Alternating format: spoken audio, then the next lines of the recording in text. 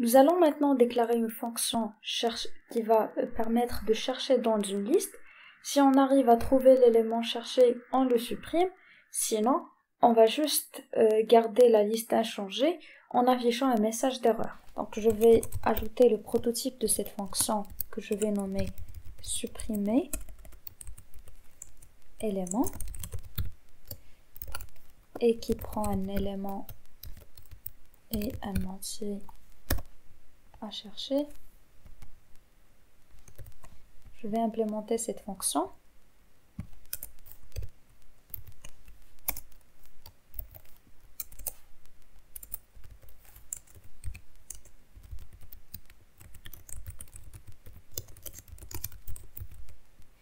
Donc, cette fonction, elle prend paramètre un entier n et donc je vais le nommer ici x et une liste e. Alors là, on va distinguer, on va traiter trois cas. Ces cas sont, donc le premier cas, il est le plus simple, c'est le cas où l'élément recherché ne figure pas dans la liste. Donc, dans ce cas-là, je vais me servir de la fonction que j'ai déjà créée, rechercher liste, qui va me retourner nul si l'élément n'existe pas. Donc, je vais commencer par une petite vérification. Je lui passe la liste dans laquelle je vais chercher et l'élément, bien la valeur à chercher. Si elle retourne nul, je vais afficher un message d'erreur disant que l'élément n'existe pas.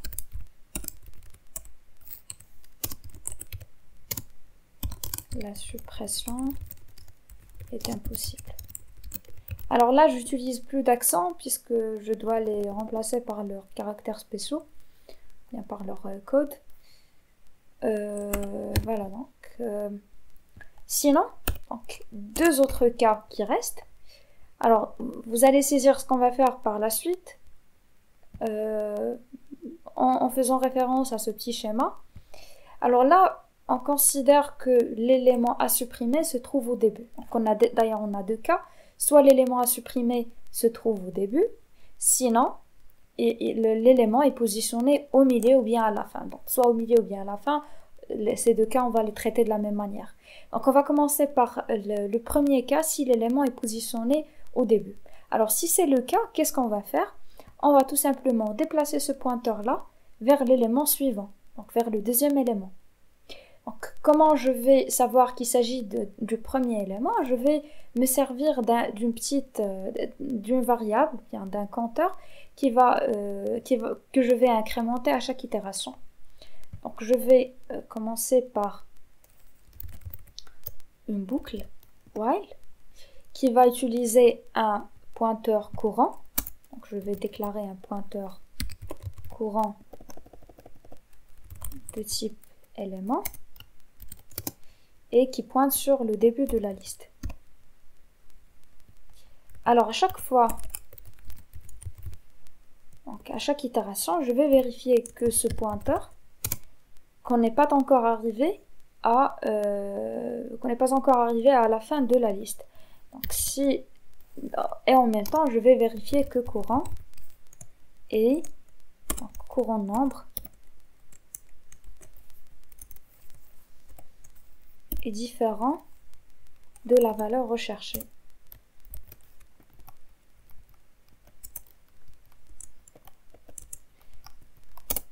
Donc si c'est le cas, ceci dit qu'on n'est pas encore arrivé à trouver l'élément recherché, donc je vais juste déplacer le pointeur vers l'élément suivant jusqu'à ce qu'on arrive à l'élément recherché. Alors courant égale à courant suivant.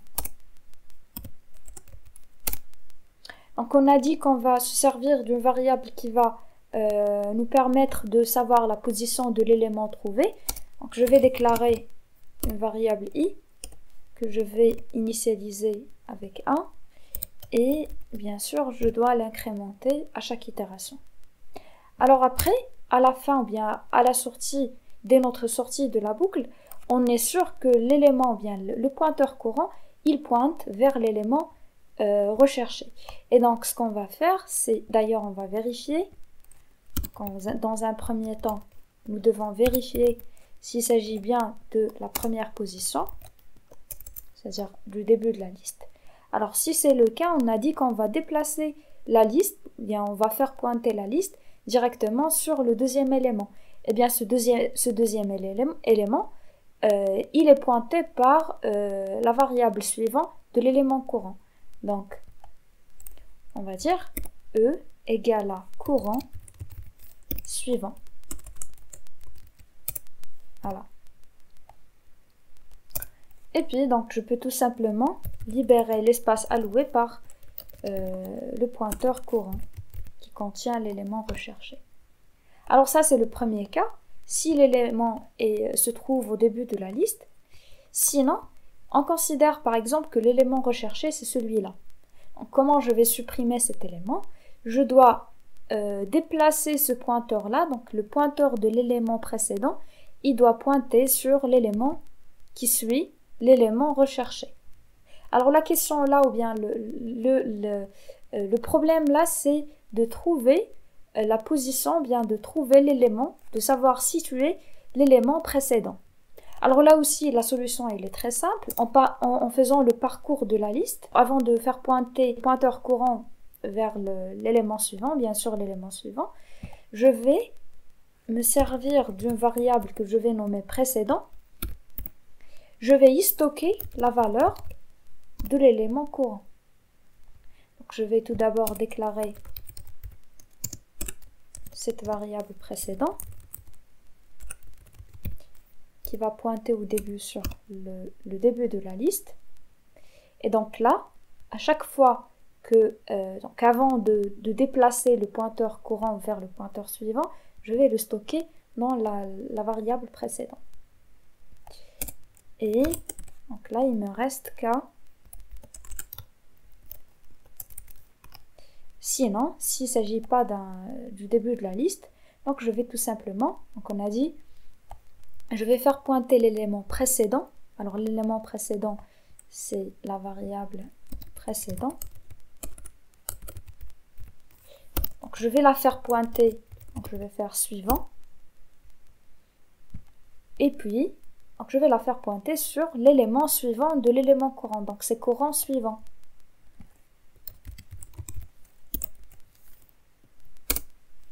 Voilà. Et puis de la même manière, je vais libérer l'espace occupé par le pointeur courant qui contient l'élément recherché.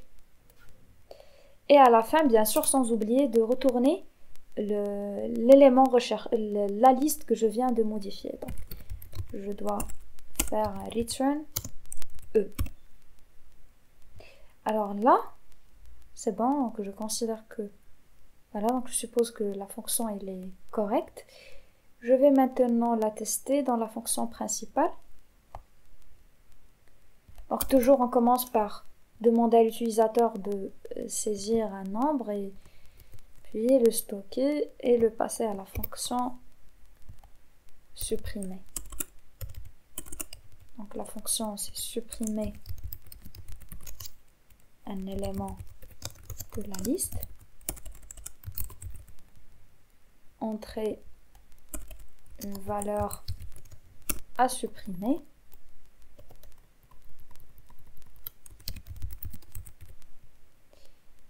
Et après, je vais faire appel à la fonction supprimer en lui passant la liste en question qui est liste et l'élément qui a été fourni par l'utilisateur c'est n.